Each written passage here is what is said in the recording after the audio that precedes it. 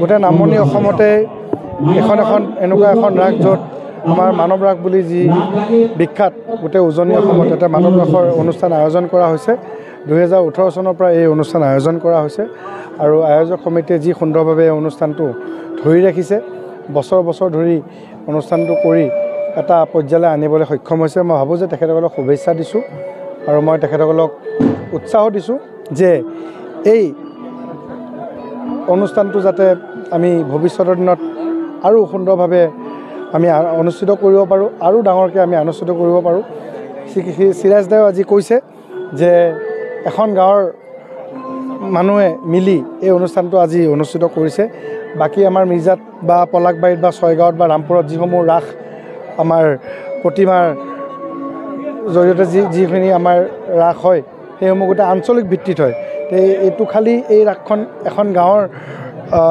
নেতৃত্বত অনুষ্ঠিত হৈছে তো আমাৰ যদি এই গোটেই অঞ্চলৰ লোকসকল যোগ হয় বা ওচৰে পাজৰে থকা গাঁওসমূহ যদি যোগ হয় যদি এই আমাৰ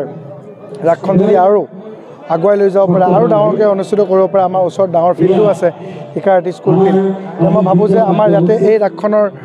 প্ৰতি ৰাইজৰ আকৰ্ষণ আৰু বাঢ়িব আৰু ৰাইজৰ যি মানৱ ৰাসৰ যি আমাৰ এইফালেতো চোৱা ইমান সুযোগ নাপায় সেই সুযোগো ৰাইজে পাব আৰু এই ৰাসখন এনেধৰণেই ভৱিষ্যতত বৃদ্ধি হৈ যাব মানে ৰাসখন ডাঙৰ হৈ যাব বুলি মোৰ অনুভৱ দস্তুৰ মত এইটো আমাৰ ধৰক এতিয়া আমি যিহেতু আঞ্চলিক ভিত্তিত আমি যিবিলাক দেখিছোঁ মস্ত এৰিয়া একোটা লৈ পেলাই আপোনাৰ এখন ডিষ্ট্ৰিক্টেও এটা মানে হেৰি পাতে ৰাস পাতে গতিকে সেয়ে মই আমাৰ ইয়াৰ শিকাৰতীৰ ৰাস পূজাৰ কমিটিক মই অনুৰোধ জনাইছোঁ অহাবাৰ যাতে আমাৰ বলাগাঁৱৰ পৰা জাৰুবৰীলৈ যিমানকেইখন গাঁও আছে তাৰে বচা মানুহ লৈ তেওঁলোকে কমিটিখন গঠন কৰক আৰু মই ভাবোঁ ইয়াতকৈ ডাঙৰকৈ মানে ৰাসখন পতাৰ কাৰণে মই আহ্বান জনাইছোঁ আৰু আমাৰ যিহেতু এতিয়া যুৱ নেতা আমাৰ হিমন্ত বিশ্ব শেখৰ আছেই লগত গতিকে আমাৰ চিন্তা কৰিব লগা কি আছে গতিকে তেওঁৰ দৰে উৎসাহ দিয়া ব্যক্তি খুব কম আছে অসমত গতিকে তেওঁ আহি শিকাৰতীত এই নহয় ইয়াত শিকাৰতীত তেওঁ 2টা বা 3টা অনুষ্ঠানো কৰিছে গতিকে মই ভাবোঁ তেওঁ যেতিয়া লগত আছে আমাৰ ডক্টৰ কনক চন্দ্ৰ তালুকদাৰ লগত আছে গতিকে মই ভাবোঁ নোহোৱা কোনো মানে নাই গতিকে মই আশা ৰাখিছোঁ আৰু আহ্বান জনাইছোঁ অহাবাৰ যাতে তেওঁলোকে অলপ বহল ভিত্তিত তেওঁলোকে এইটো কথা চিন্তা কৰে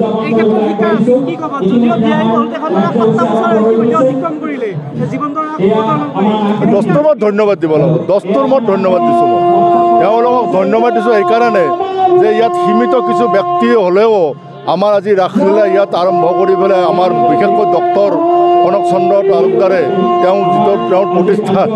মানে কৰিছে আৰু তেওঁৰ প্ৰচেষ্টাত আজি এইখিনি হোৱা বুলি মই ভাবোঁ মানুহৰ ৰাস যিটো এইটো আমাৰ অসমৰ সংস্কৃতি অসমীয়া সংস্কৃতি আমাৰ গুৰুজনাই শংকৰদেৱ মাধৱদেৱে এনেকুৱাকৈ মানুহৰ দ্বাৰা তেতিয়া অৱশ্যে মহিলা নাছিলে পুৰুষৰ দ্বাৰা কৰিছিলে সত্ৰবিলাকত কৰিছিলে আৰু এইটো আমাৰ মাজুলীৰ ফালে উজনি অসমত সকলোৱে ৰক্ষা কৰি আছে কিন্তু নামনি অসমৰ সত্ৰবিলাকত এই সংস্কৃতিটো লোপ পাই গ'ল গতিকে আমি শিকাৰহাটী সত্ৰত 2019 চনৰ পৰা 18 চনৰ পৰা এইটো আৰম্ভ কৰিছোঁ আৰু সুচাৰুৰূপে চলি আছে আশা কৰিছোঁ ভৱিষ্যতে সকলো ৰাইজৰ সহায় সহযোগত আমি এইটো আৰু উত্তৰণ কৰিব পাৰিম প্ৰদৰ্শন যেহেতু আজি কৰা হ'ব হয় ইয়াৰ অন্তৰালত আচলতে কিমান দিন আপোনালোকৰ প্ৰচেষ্টা অব্যাহত ৰাখে আমাৰ প্ৰচেষ্টাৰ গোটেই বছৰটোৱে থাকে তথাপি আমাৰ লক্ষী পূৰ্ণিমাৰ দৰে পৰা আমাৰ নাট আৰম্ভ কৰা হয় আৰু ল'ৰা ছোৱালীখিনিৰ শিক্ষাৰ প্ৰতি নজৰ ৰাখি আমি আজিকালি 15 দিনমানতে আমি ৰাসৰ কাৰণে প্ৰস্তুত হ'ব পাৰোঁ স্থানীয় গোটেইবিলাক স্থানীয় তেওঁলোকে শিকি লৈছে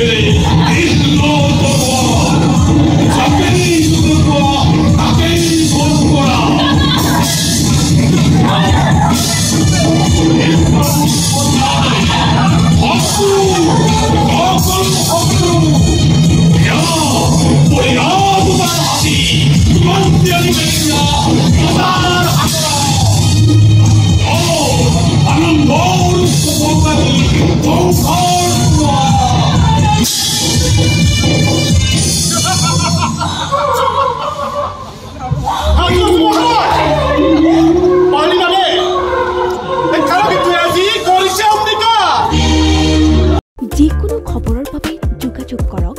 7099017330 অথবা 7099017990 নম্বৰত।